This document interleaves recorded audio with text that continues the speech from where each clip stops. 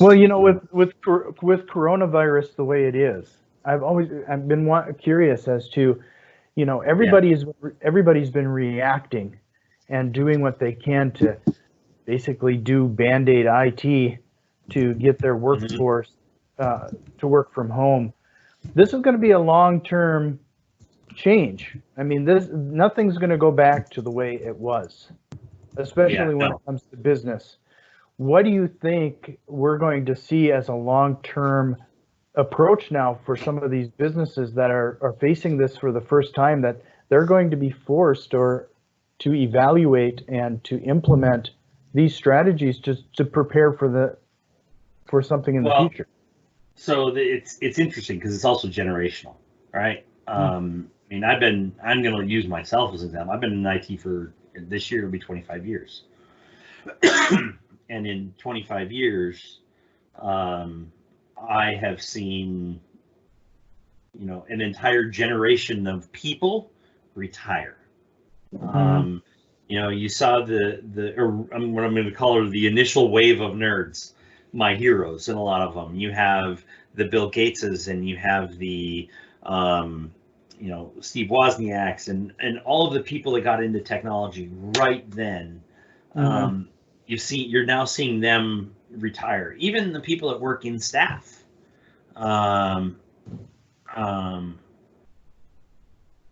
Even as you start to look at what that internal IT staff, internal operations, anything like that, you're starting to see them kind of now finally start to retire, and you see what I'm going to say is our generation, that generation now moving into positions of leadership, positions of seniority, the people who've been doing this for 20 or 30 or 40 years.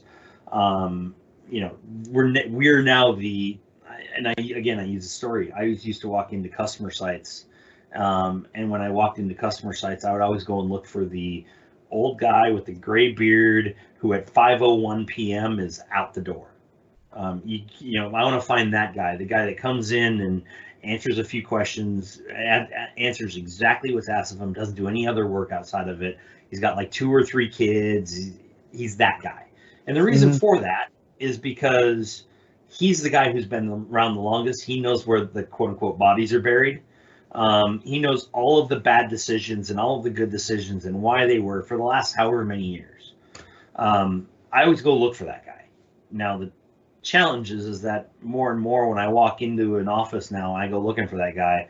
I find out I'm that guy, or the guy Mm. is the same age as me, and I don't like that anymore so much. But it's a generational change, and as you see that generational change happening, you also see a tendency to um, not be so dependent on the things that I know.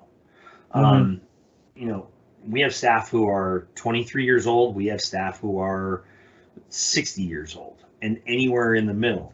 Um, when we sit and look at it and say, okay, who's 23 and who's 60, and how do they look at things differently?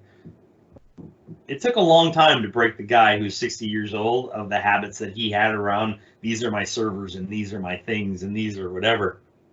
The 23-year-olds, they just kind of assume everything's an app, Mm. because that's what the context and the life that they've lived and the world that they've lived, that's what's going on. That's what they know. So when I think of it as a generational, I think of it as a generation between physical servers and app-driven, technology, and those differences. And you'll go from physical servers to virtual servers to colo facilities to just an app. And you can kind of see that even in our own company, where physical servers, virtual servers, MSP or colo, and maybe MSP and colo and virtual servers are flipped around, and then just an app. You can actually see that and trace that all the way through in our own company. Mm. Um, you can see that in greater scale outside of Stratum, and really the reality is what I think is going to happen out of this is it's going to force those of us who are bound to physical infrastructure, myself included, server hugger here. Mm. I love servers.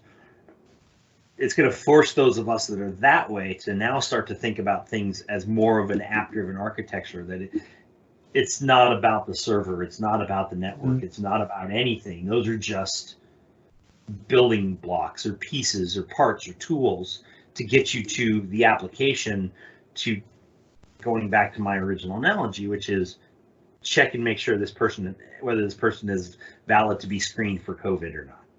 Mm-hmm. Those things, that transformation that says, here's a server. I don't care about the server. What I care about is, can I get this person tested? Right. That's the thing that needs to be cared about. Okay, well, what do we have to do to get this to be cared about? It's the same thing of, you're a healthcare provider that's tested. If you're a restaurant, I don't care about what servers it runs on. I don't care about the operating system, or the application, or the data backend. I don't care about any of that. What I care about initially is, can the person place the order for food?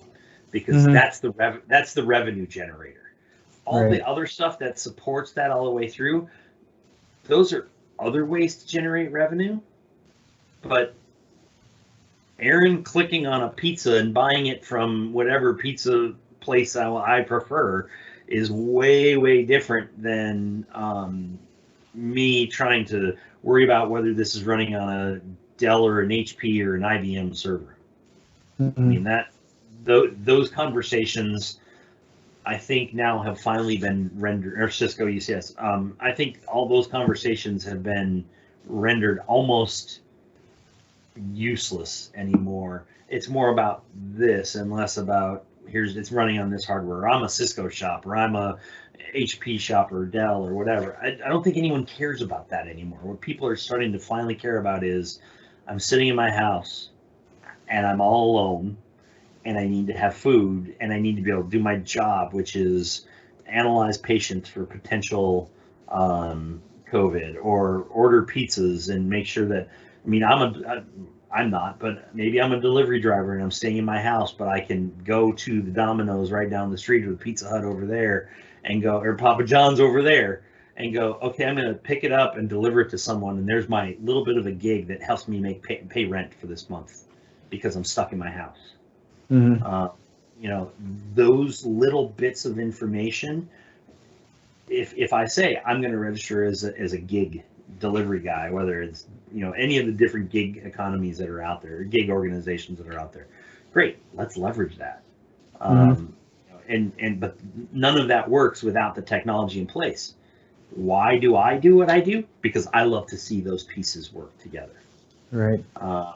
I think that's my absolute favorite part of all of this, is seeing how you can take, I'm going to use a pizza and a person and a computer and a car and another person who wants to order it, and tie them all together and suddenly go, okay, you've got your pizza. In a world where, there's usually a bus stop right on the corner of my house, and the bus hasn't come for 3 weeks. Right.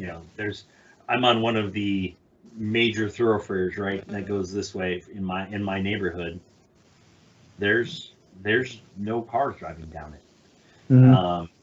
And there's a high school literally just straight back over here that hasn't been open in 3 weeks. How do I help high school kids that maybe have part-time jobs? How do I help people that are teachers that are now having to learn and transform a new way of working?